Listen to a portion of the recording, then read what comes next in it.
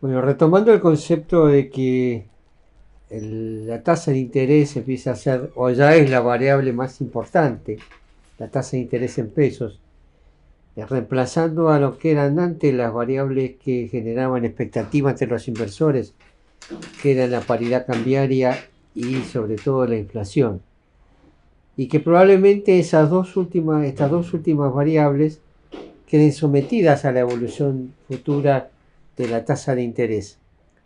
Todo esto dicho en un marco de estabilidad financiera.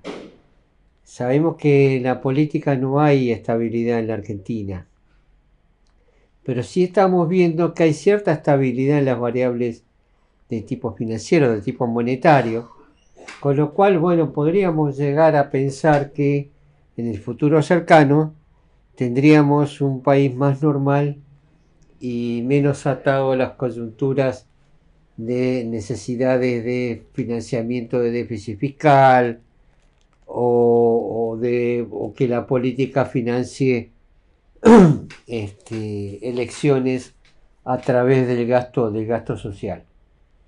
Bueno, acá estamos viendo la evolución de los... Es decir, vamos a analizar en este video, vamos a analizar dos fuentes de referencia de la tasa de interés en pesos. Una de ellas es la actualmente más importante, que es las letras capitalizables, y la otra es la tasa de pase entre el pot de Forex y los distintos vencimientos de futuro. ¿Por qué? Porque acá estamos reflejando con esto que expectativa tiene un grupo de agentes financieros respecto a la evolución futura de la tasa de interés. Acá estamos viendo el cuadro de los distintos vencimientos y las distintas tasas nominales que generan los ajustes de ROFEX respecto de el dólar de referencia ROFEX. Lo que podemos ver entre el fin de julio y el fin de septiembre, esta situación de franca caída de la tasa implícita de pase, de este valor de pase, se puede ver que era muy empinada la curva en julio, que después de 200 días empezaba a aplanarse, pero cambió la curva a septiembre, prácticamente fines de septiembre, se muestra mucho menos empinada y mucho más plana. ¿Qué significa esto? Significa que, o podría significar que la tasa de interés en el futuro, hablamos del futuro del año que viene, ¿no? Empiece a plancharse, a perder fuerza, o sea que logre el gobierno desacelerar la inflación y mantener bajo control a la paridad cambiaria, con lo cual la tasa de interés aparezca como la variable a tomar en cuenta y la variable a seguir. Si bien es cierto que las posiciones a más largo plazo de ROFEX no son tan líquidas, observamos que prácticamente se concentra todo en a lo sumo 127 días, podríamos estirarnos a 185 días, pero hay precios de referencia en vencimientos más largos. Las posiciones abiertas significan todos los contratos de futuro que están pendientes de ser cerrados, de ser cancelados. La otra fuente de referencia de la tasa de interés que tenemos es la tasa de letras capitalizables.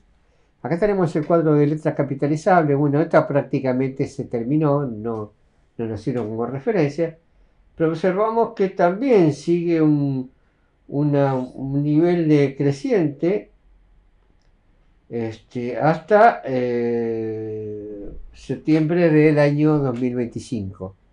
Las que están marcadas en rojo son las nuevas letras que fueron licitadas por el gobierno esta semana y que todavía no tienen precio de mercado, pero las ponemos porque son referencias importantes para ver que ya estamos teniendo a través de las letras capitalizables lo que se llama una especie de curva de cupones cero, porque obviamente esto se transforma en una referencia para el mercado respecto de la tasa de interés, en una especie de curva de cupones cero con letras, salvando las enormes diferencias de lo que es la curva de cupones cero americana con los cupones del tesoro, de los bonos del tesoro.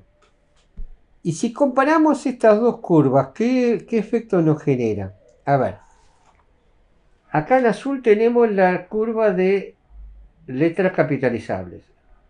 Vemos que hay cierto spread, es más alta el nivel de tasas de las letras capitalizables. Y esta es la curva de los bonos Forex al 27 de septiembre, al 28 de septiembre podemos decir, porque corregí por error un día. Acá observamos dos cosas. Primero, que hasta 150, 155 días, ambas son crecientes. De 155 días en adelante, la curva de Forex se aplana y la curva de letras capitalizables sigue subiendo. Hay varias observaciones a hacer. Primero, que la curva de letras capitalizables obviamente está referido a la tasa de interés que el Banco Central, o la expectativa de qué tasa de interés el Banco Central va a llegar a convalidar en las futuras licitaciones. Esta otra curva no, esta otra curva va expresando lo que convalida el mercado, que opera en el mercado cambiario, respecto a los valores futuros del dólar oficial. Por lo tanto, acá podríamos llegar a pensar lo siguiente como una estrategia posible para hacer. Es decir, toda estrategia obviamente tiene su error, ¿no? Tiene su pérdida. Esto obviamente tiene un aspecto especulativo. Acá si supiéramos lo que va a pasar, no podríamos hacer nada. ¿Qué pasa si yo coloco fondos en pesos a letras capitalizables a vencimientos a 250 o 300 días? Obtengo estos niveles de tasa.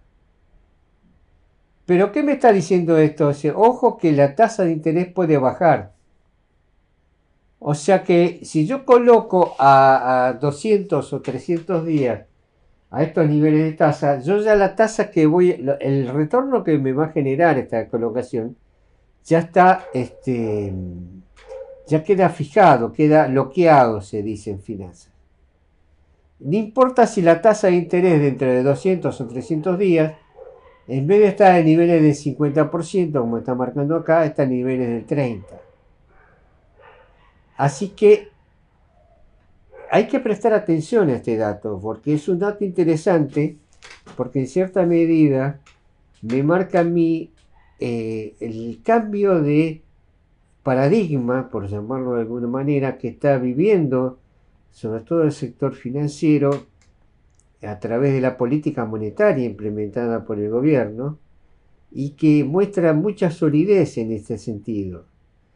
Lo sería bueno que toda esta expectativa de que la tasa de interés baje en el futuro cercano y que a su vez nosotros podamos trabajar o colocar nuestros ahorros o nuestros excedentes financieros en